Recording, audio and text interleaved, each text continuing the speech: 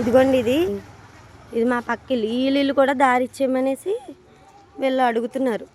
ఆ పక్క నుంచి వాళ్ళకి దారింది. ఇది కూడా ఇచ్చేస్తే కాలేజీకి అమ్మేసుకుని బస్సులు పెట్టేసుకుంటారంటండి వీళ్ళు. ఈ మామగారు మా అమ్మ వాళ్ళు చిన్నప్పటి నుంచి కూడా ఈ మామగారు వాళ్ళు ఉన్నారు. మామ ఇదిగోండి ఇంత ముసలామిని కూడా ఇంట్లో ఉండకుండా ఉండొద్దని చెప్పేసి వెనకాల గొడవ పెడుతున్నారు మట్టిని. కోర్టులో లాయర్లు అన్నా సరే ఎవరన్నా సరే ఇక్కడికి వచ్చి ఒకసారి ఎన్ని సంవత్సరాల నుంచి ఉన్నారు, వీళ్ళు ఎన్ని సంవత్సరాల నుంచి ఉన్నారు, వాళ్ళు ఎన్ని సంవత్సరాల నుంచి ఉన్నారని అడగాలి కదండి. ఒకసారి అందరినీ కనుక్కుని అప్పుడు న్యాయం తేల్చాలండి. ఏదో కాగితాలు ఉన్నాయని రాసేయడం కాదండి.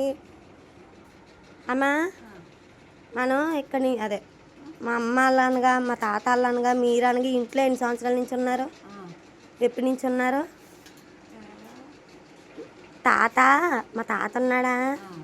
అమ్మ పెద్దనా నువ్వు చెప్పు కూర్చో.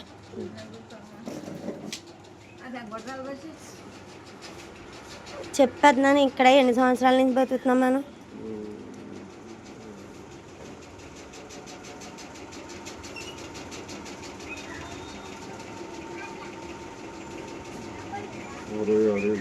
అరవై 66 ఏళ్ళు. వాళ్ళు ఎప్పుడు వచ్చారు పెద్దనా? 50 ఏళ్ళు. అంటే ముందు మీరే ఉన్నారు, మనమే ఉన్నాం. ఉన్న తర్వాత ఆశ్రమం పెట్టి స్వామీజీగా చేరి వాళ్ళందరినీ 10 కుటుంబాలను ఇల్లు తీసేయాలని అతను దావా చెప్పాడు. మనం అమాయకులు వచ్చేది ఏం చేయలేక మనకి ఎవరు న్యాయం చేయలేదు కాబట్టి కోర్టులో నెగ్గారు కాబట్టి మేమే కోర్టులో నెగ్గామని మమ్మల్ని బెదిరించి నెగ్గడానికి మనం ఇల్లు పాడగొట్టినప్పుడు ఫోటోలు తీసి అక్రమంగా ఫోటోలు తీసి మనల్ని అమాయకులం కాబట్టి మనకేం తెలియక ఏదో ఎందుకో చేస్తున్నాడు అనుకున్నాం. అతనికి ఆశ్రమం కూడా మనం వీటిలో అందరూ సందాలు వేసుకుని కొనిచ్చాడు. అతను అది దాన్ని అసలుగా తీసుకుని ఇది అట్టుపళ్ళు అమ్ముకున్నోళ్ళు మంగళ్ళు వీళ్ళందరూ లేబర్ ఒకటి చేత వీళ్ళు ఏం చేస్తారులే అని అతను దావా పెట్టాడు. మనకి చదువు లేక కోర్టు ఏంటో తెలియక మనం నెగ్గారు అనుకుంటుంటే మనకి ఎక్కడికి వెళ్ళినా న్యాయం జరగలేదు. ఏలువారు న్యాయం చేయాలని ఎక్కడికి వెళ్ళినా పెద్దనా మా నాన్న కూడా అలాగే తెలుసు కదా. మా నాన్న వాళ్ళు అలాగే ఆడపిల్లని నట్టుకుని ఎవరి దగ్గరికి వెళ్ళినా ఏమంటున్నారు, కోర్టులో ఉంది కదమ్మా, కాగితాల కోర్టులో ఉన్నా మేము ఏం చేయగలం అని అనేవారు. 1990లో పట్టాలు ఇచ్చారు మనకి. ఇది గవర్నమెంట్ ఫారం బుక్, ఇది గవర్నమెంట్ ఫారం బుక్. జిల్లా కలెక్టర్ గారు పట్టాలు ఇచ్చింది. దాన్ని దొంగ పట్టా కింద సృష్టించి మనల్ని మోసం చేసి గవర్నమెంట్ నమ్మించి మనం తీయించాలని ప్రయత్నం చేస్తున్నారు వీళ్ళు. ఇప్పుడు ఏదన్నా మాకు పట్టాలు ఇచ్చారు.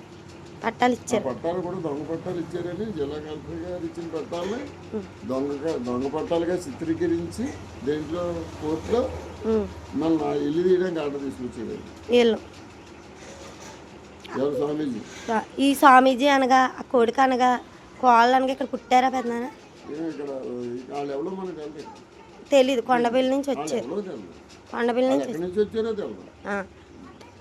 ఇప్పుడు మా అమ్మ అనగా మీ ముందు పెరిగిందే కదా మా అమ్మ.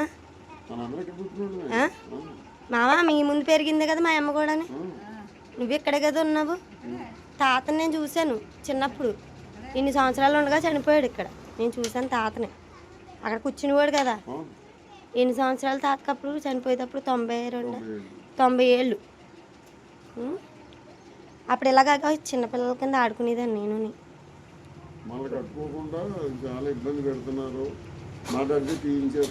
మా ఇంట్లోకి ఎన్ని అడుగుల పాము వచ్చింది పెద్దనా? 7 అడుగుల పాము వచ్చింది. అంతకుముందు వస్తుంది. రాత్రి నువ్వు నమ్మవు పెద్దనా. అప్పుడు ఆ పాముని చూసింగాంచి పిల్లల కోసం నేను పడుకోకుండా అలా లేచి ఉంటున్నాను.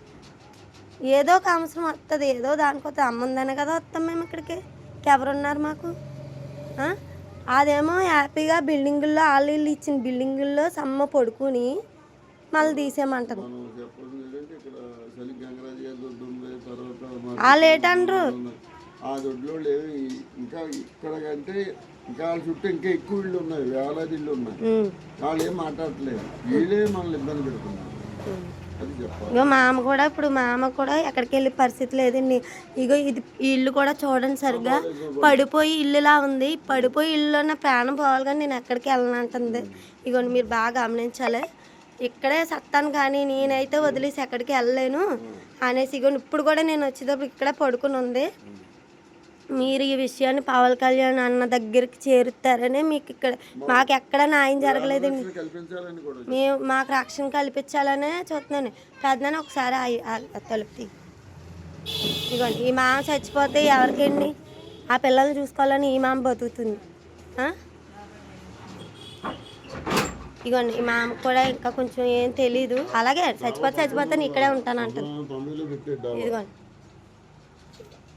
ఇది కూడా పడిపోయేలా ఉంది. పడిపోయేలా ఉన్న ఇంట్లోనే ప్రాణం పోతాను కానీ నేను ఎక్కడికి వెళ్ళను అనేసి ఇక్కడే పడుకుందండి ఆవిడ. ఈ ఆవిడేమో బిల్డింగ్లో పడుకుందండి ఎక్కడి నుంచో వచ్చి. మేము నిద్రలో హారాలు మానుకొని మేము ఆ కొంపల్లో బతుకుతాం. మాకు ఎవరిది వద్దు పవనన్న, మాది మాకు ఉంచితే చాలు, మాకు ఎవరిది వద్దు, మాకు న్యాయం జరగాలనే మేము అనుకుంటున్నాం పవనన్న.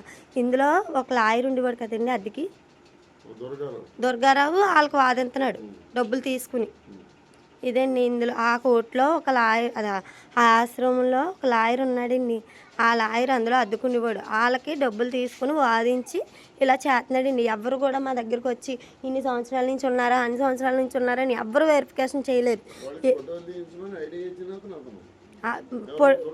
ఈ పడిపోయేటప్పుడు అంటే ఇల్లు ఎప్పుడైతే పడిపోతే కట్టుకుంటారో అప్పుడు ఫోటోలు తీయండి అని చెప్పేసి ఐడియా ఇచ్చి మరీ కోర్టులో వేసాడండి. ఆయన లంచగాడండి. నాకు ఎంతవరకు న్యాయం జరుగుతుందో మా నాన్న చచ్చిపోయాడండి. పోరాడి చచ్చిపోయాడు.